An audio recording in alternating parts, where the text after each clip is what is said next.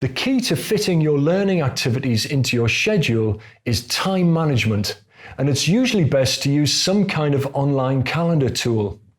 It's often through a calendar that our most daring goals become a part of our daily reality. We hear people say again and again, "I'd love to learn this or that if I just had the time."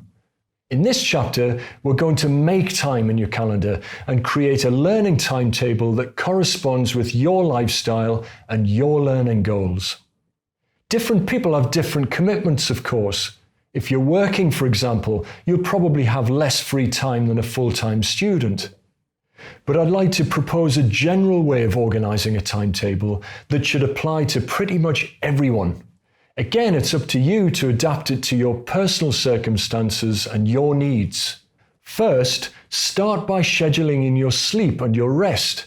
It might seem strange, but you've probably already learned that ensuring you get enough sleep is essential for your overall health, particularly the health of your brain, which is your number one learning tool. Including a short nap, meditation, or relaxation in your daily timetable could be really important for you. Please do it. And make sure you have enough time for your family and social life, your meals and your hobbies. Becoming a super self-directed learner is ultimately about boosting your quality of life. So define your quality of life in your calendar and don't compromise on it. Make sure that you have time for regular physical exercise as well. Your physical health fundamentally affects your capacity for learning. And keep in mind that it's often while you're relaxing, exercising, or being social that you process what you've been learning, and when many of your best ideas emerge, so these moments are never a waste of time. The next step is to look at the time slots that remain in your calendar. What do you normally spend your time doing each day of the week?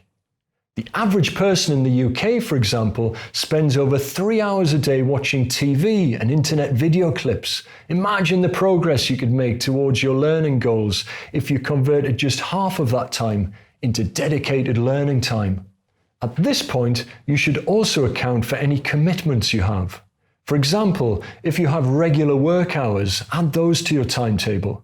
This isn't to say that you don't learn anything while you're working, but it will help you get a clear sense of when you're available for specific, focused learning. The next step is to schedule in blocks of time for the 3 types of training or learning sessions: deliberate practice, guided sessions, and complementary activities.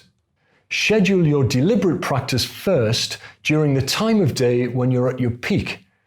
Are you a morning person? Or are you more productive just before dinner? Taking this into consideration will have a huge impact on your productivity, your motivation, and your well-being. A session of deliberate practice should be defined by a specific performance goal. What will you accomplish in that half-hour or 2-hour block of time, for example? Define it and put it in your calendar. Next, schedule in your guided learning sessions. These are moments when you'll be following your courses, workshops, tutoring sessions, and so on. These should be short, frequent sessions of intensive study. Leave any longer slots of time to deliberate practice, which requires more continuous, prolonged attention. Note that the ratio between these 2 types of learning will vary with your level of competence. When you're starting out, you normally require more time devoted to guided learning. But as you progress, push yourself to spend less time in guided sessions and more time putting your learning into practice. Next, schedule your complementary learning activities. These include your less demanding but still useful acts of learning, for example, reading, keeping a learning journal, or browsing new potential resources. But be careful here, these are not substitutes for the other 2 learning activities we've discussed, but rather complementary. That's why you're scheduling them last. Now that you've created your timetable, you should have a good idea of the amount of time you'll be able to dedicate to your various learning activities and to progressing towards your learning micro-goals. If you have a goal that requires 750 hours and you dedicate 14 hours per week to that goal, or 2 hours per day, you'll reach your goal in 1 year of daily practice. So make sure the timetable you create will allow you to reach your goal as you've defined it.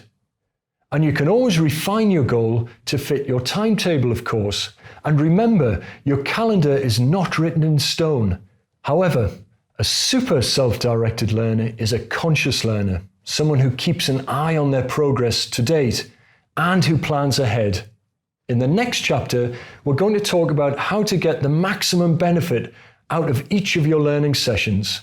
I'd suggest you now take the quiz to check if you've understood how to create a personalized learning plan, and I'll see you in part 4.